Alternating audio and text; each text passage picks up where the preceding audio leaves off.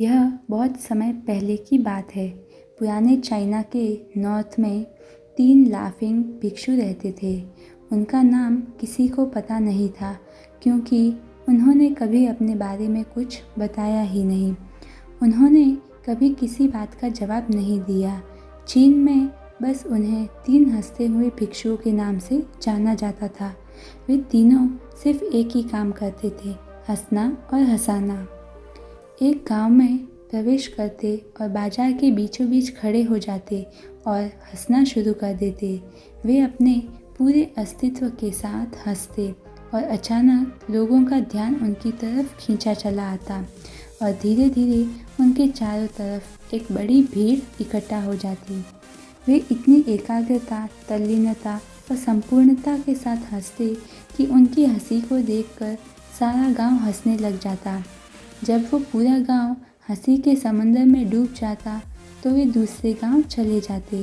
वे ना तो कुछ बोलते थे और ना ही कुछ उपदेश देते और ना ही कोई शिक्षा। वे जहाँ भी जाते अपनी हंसी से ऐसा माहौल बना देते कि लोग अपने सारे दुख दर्द भूलकर बस हंसने लग जाते। धीरे धीरे चाइना के लोग उन्हें बहुत प्यार करने लगे और वह पूरे चाइना में फेमस होते गए। 3 लाफिंग मॉन्क के नाम से चाइना के लोगों ने उन्हें बहुत प्यार दिया और सम्मान दिया। इससे पहले और उनके बाद भी कभी किसी ने इस तरह से प्रचार नहीं किया कि जीवन केवल एक हंसी होना चाहिए और कुछ नहीं। वे विशेष रूप से किसी पर भी नहीं हंसते थे। वे बस हंसते थे जैसे कि उन्होंने ब्रह्मांडी मजाक को समझ लिया हो, जैसे कि उन्होंने ईश्वर का मजाक समझ लिया हो और उन्होंने एक शब्द का उपयोग किए बिना पूरे चाइना में इतना आनंद फैलाया जितना आज से पहले किसी ने न फैलाया था। लोग जब उनसे नाम पूछते तो वे बस हंसते और यही उनका नाम बन गया, 3 हंसते हुए भिक्षु। पूरे चाइना में घूम घूम कर लोगों को हंसाते हुए समय के साथ वे तीनों बूढ़े हो गए और एक रात जब वे एक गांव में ठहरे हुए थे तो उन तीनों में से एक भिक्षु की मौत हो गई। पूरा गांव स्तब्ध रह गया। पूरा गांव बहुत ज़्यादा उम्मीद कर रहा था, क्योंकि उन्हें लगता था कि जब उनमें से किसी एक की मृत्यु होगी तो बाकी जो 2 हैं वो ज़रूर रोएंगे। यह देखने के लायक होगा, क्योंकि किसी ने कभी इन लोगों को रोते हुए नहीं देखा था।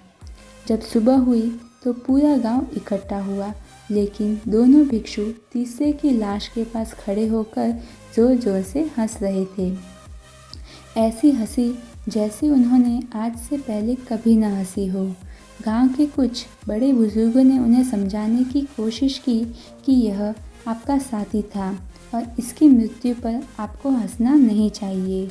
तब उस दिन पहली बार उन भिक्षुओं ने लोगों से बात की और कहा कि हम हंस रहे हैं क्योंकि यह आदमी जीत गया है। हम हमेशा सोचते थे कि पहले कौन मरेगा, लेकिन इस आदमी ने पहले मरकर हमें हरा दिया। हम अपनी हार और इसकी जीत पर हंस रहे हैं। इसके अलावा यह कई वर्षों तक हमारे साथ रहा। हम एक साथ हंसे, हमने एक दूसरे की मौजूदगी, उपस्थिति का आनंद लिया। उसे अंतिम विदाई देने का इससे बेहतर तरीका और क्या हो सकता है। हम केवल हंस सकते हैं, लेकिन पूरा गांव उदास था। जब मृत भिक्षु के शरीर को अंतिम संस्कार के लिए चिता पर लिटाया गया तो सारे गांव वालों को एहसास हुआ कि शेष 2 भिक्षु केवल मजाक नहीं कर रहे थे। वह तीसरा जो मृत था वह भी हंस रहा था। चीन में यह प्रथा थी कि जब एक इंसान की मृत्यु हो जाती थी तो उसके पुराने कपड़ों को उतार कर उसे नहला धुलाकर उसे नए कपड़े पहना दिए जाते थे। लेकिन मरने से पहले उस भिक्षु ने अपने साथियों से अपने कपड़े न बदलने के लिए कहा था। तीसरे भिक्षु ने कहा था, मुझे स्नान मत करवाना, क्योंकि मैं कभी अशुद्ध हुआ ही नहीं। मेरे जीवन में इतनी हंसी आई कि कोई अशुद्धता जमा ही नहीं हो सकती थी। मैंने कोई धूल जमा नहीं की है। हंसी हमेशा युवा और ताज़ा होती है, इसलिए मुझे नहलाकर मेरे कपड़े मत बदलना। जब उस तीसरे भिक्षु के शरीर में आग लगाई गई तो गांव वालों को पता चला कि उस भिक्षु ने मरने से पहले अपने कपड़ों में कुछ पुराने चीनी पटाखों को छिपा रखा था, जो आग लगने के बाद फटकर आसमान में रंग बिरंगे कलर में फैल गए। यह देखकर एक बार पूरा गांव फिर जोर जोर से हंसने लगा।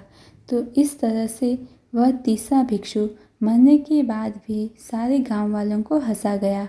और यह देखकर बाकी दोनों भिक्षु ने कहा, चालाक आदमी, तुम मर चुके हो, लेकिन तुमने हमें एक बार फिर हरा दिया। यह तुम्हारे द्वारा गांव वालों के चेहरे पर पैदा की गई आखिरी हंसी थी।